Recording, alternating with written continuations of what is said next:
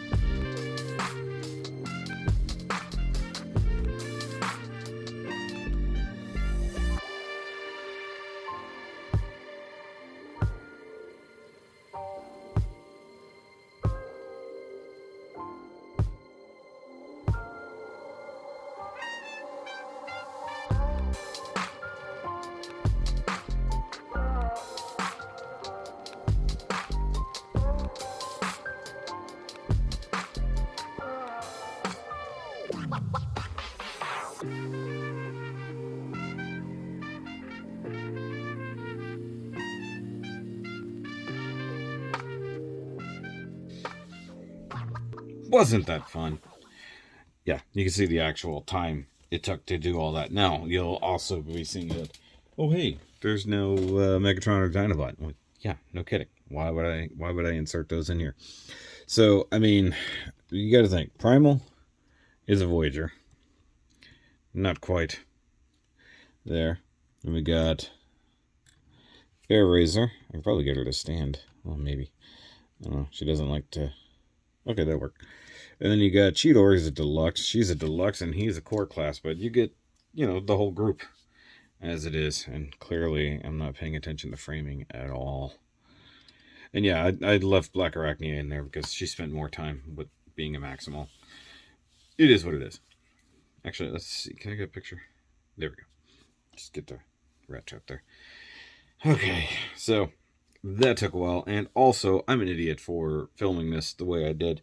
Under normal circumstances, if I was thinking when he was in robot mode to film the Taro video, I should have filmed all of the robot mode stuff while everybody else was in robots. So what I did, in all actuality, was give myself way too much work to do. So, now that we've seen the sizes of them, guess what I get to do after I just transformed everybody? That's right, I get to transform them back.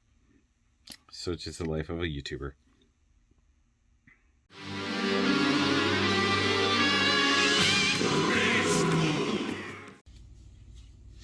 Okay, time to get Rhinox into his robot mode, so maximize?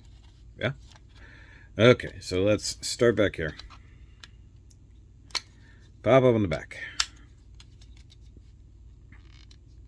And go ahead and split this a little bit and get the weapons out from inside his rhino tummy.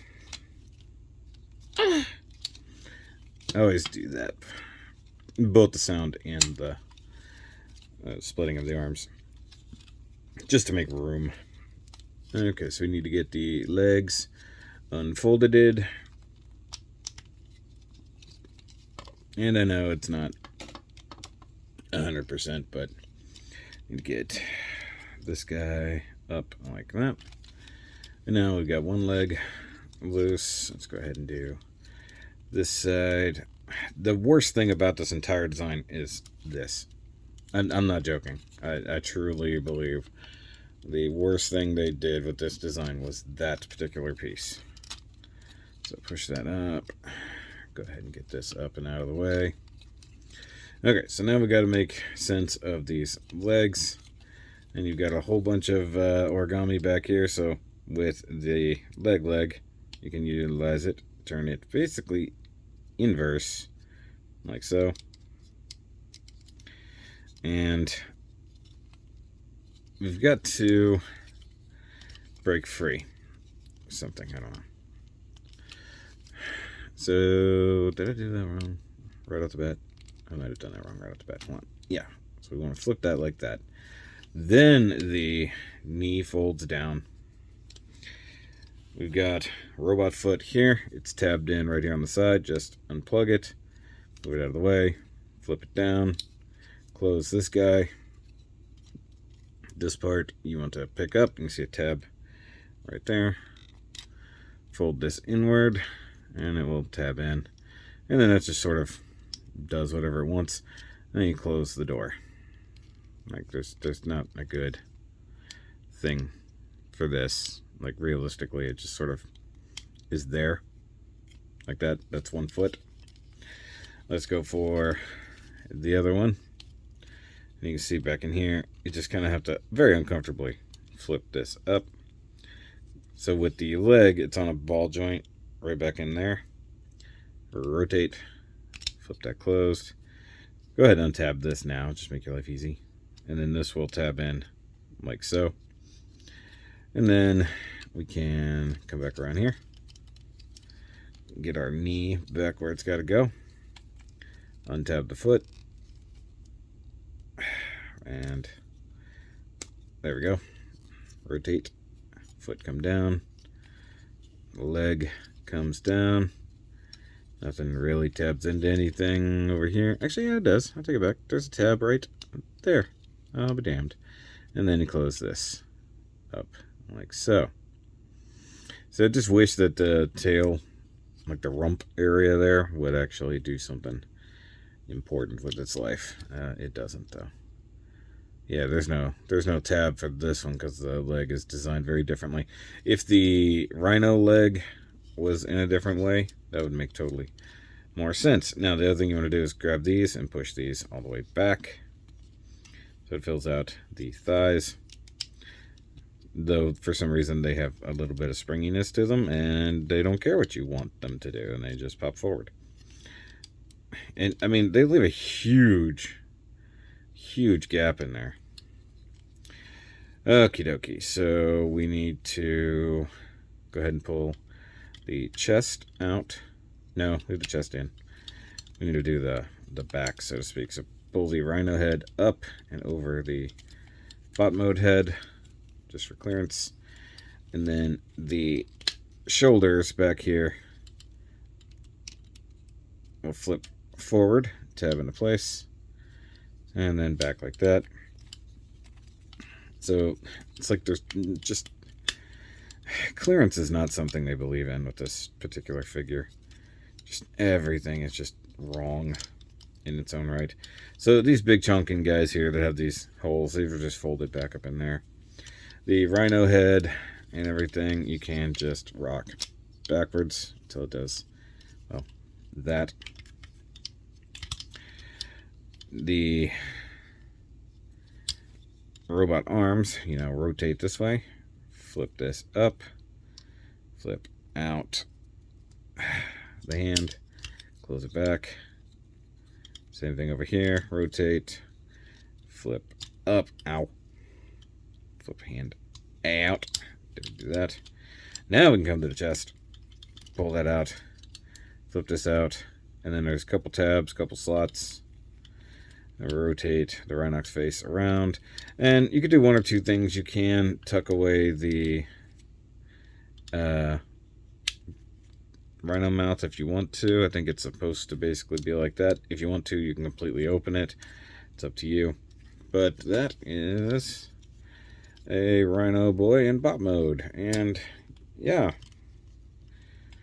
it's green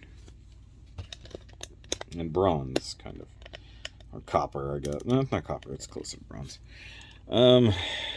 Yeah, they, much like I said with the Waspinator images that has seemed to have come out, they didn't try very hard. Apparently the Generations Rhinox from a few years ago, I say apparently, I don't own it, it's just going by videos and pictures, just looks better ultimately in the end.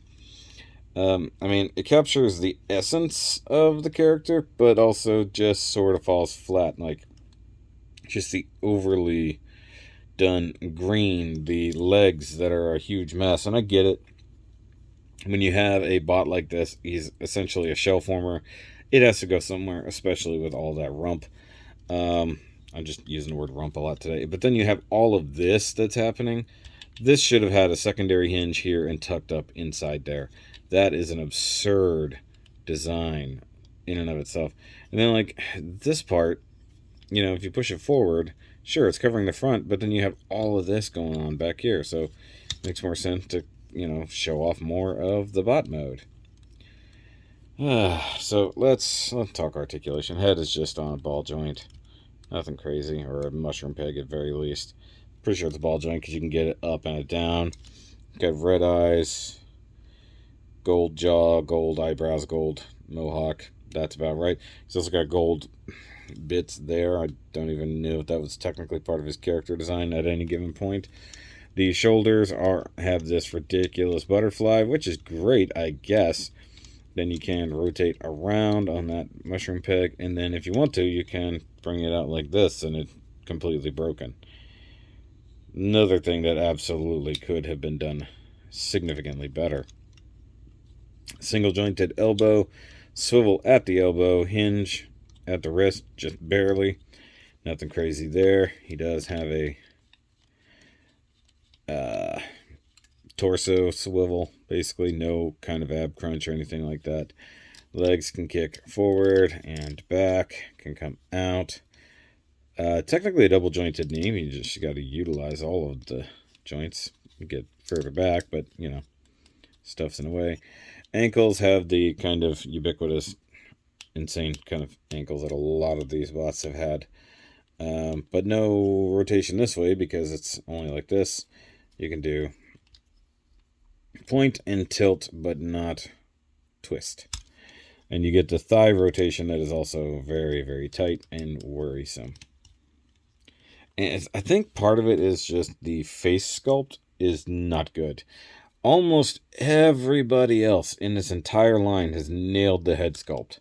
This one just doesn't. It's close, but it lacks the kindness and something like that. It looks a little too intense almost. Now he does have weapons. He has his little buzzsaw machine guns that are really, really stuck together. By the way, this is all molded in the silvery color, and then the gold, I believe, is painted. Much like this, these are molded in the silvery color, gold painted, brown plastic, and these are tiny. They don't spin, so don't bother.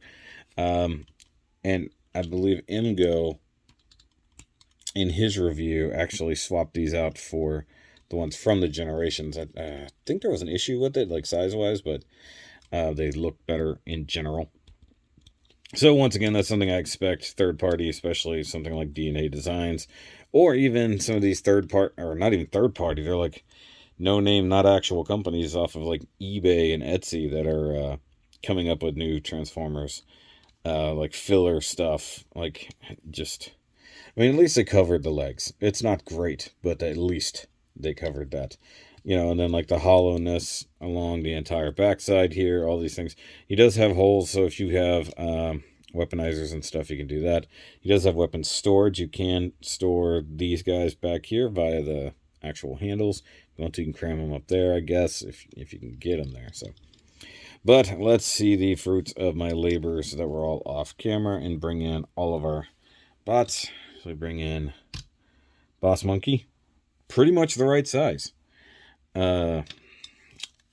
Cheetor, our young, hot-headed, speedy friend. Hawk Girl. Spider-Woman. Back up a little. And obnoxious little guy. And I would say that as it goes, this is a pretty good looking Maximal team. I mean, even if you exclude Black Arachnia, which you shouldn't, but you can. You know, this is a pretty great looking Maximal team. I think that with the exception of Dinobot, who technically, of course, is on their side from the beginning, in a way. He's back there. He's actually the tallest, like he should be. He does look like he's about to stab Air Razor, though. So that's unfortunate. But, I mean, it's a pretty good representation overall of the Maximals. And then, of course, if you need Megatron in there for ultimate size comparison, of course, he is the biggest one we're probably going to get. I don't know, probably ever. I mean, nobody was bigger than Megatron. You know? At least until Optimal Optimus. Bring both girls. Here. There we go. It's hard. Family photos are difficult. I'm trying to get everybody in here. There we go. She's still off to the side, but that's cool. That's cool. Like I said, this is the most characters I've ever had from Beast Wars. And of course, if you include the third-party ones that I'm now working on, it's even more. Let's see, get her up here, because she can stand in front of Primal. Just, you know, in this case, even though some things are a little wonky, the scale, at very least, in bot mode, is pretty much dead on. So Scorponok, I believe, is next. We have Waspinator coming after that we know of. Tigatron eventually, who will have to be bigger than Cheetor, but not by much. Like, so they gotta make it a thicker bot or at least a thicker cat, and then a slightly bigger bot, and then he goes with her. And then I guess like they really need to fill out the Predacons because in reality she's the only other Predacon so far. So we need Pterosaur, Scorponok, Pterosaur. Who else am I forgetting? They had less. The Maximals generally had more than the Predacons until they really got busy reprogramming people. Yeah, I think until the Fusors, they were really running short there. So, Waspinator, Black Rockney. Tarantulas. Joey brought that up earlier. Tarantulas, which should be easy enough to make a bigger spider bot. Pterosaur, I don't think they'll manage because he's just going to be too hard to work up. Because he'd have to be a Voyager, and they got to figure out somewhere for his wings to go. And then he'd either have to be a Voyager or a really big deluxe, because he's actually a decent size. And then Waspinator's already coming, and he doesn't look that good because his bug legs are just basically hanging out and look really bad. But anyway, that's enough of this review. It took long enough as it is. So guys, let me know what you think down below. Did they nail it with Rhinox, or did they really miss the mark? I think that at least with the head sculpt, they kind of missed the mark a little bit. I think the green is kind of ugly. I'm interested to see if they put out a Netflix version that looks better. You know, Cheetor is close. So the dark blue for Cheetor here makes more sense, except they left off the paint on the shins and stuff like that. Maybe some extra gold details, so things that I might have to do in the future. But as it goes, the current Beast Wars Netflix line is pretty good. But I'll see you guys on the next one, and remember, as always, keep on nerding. Keep on nerding.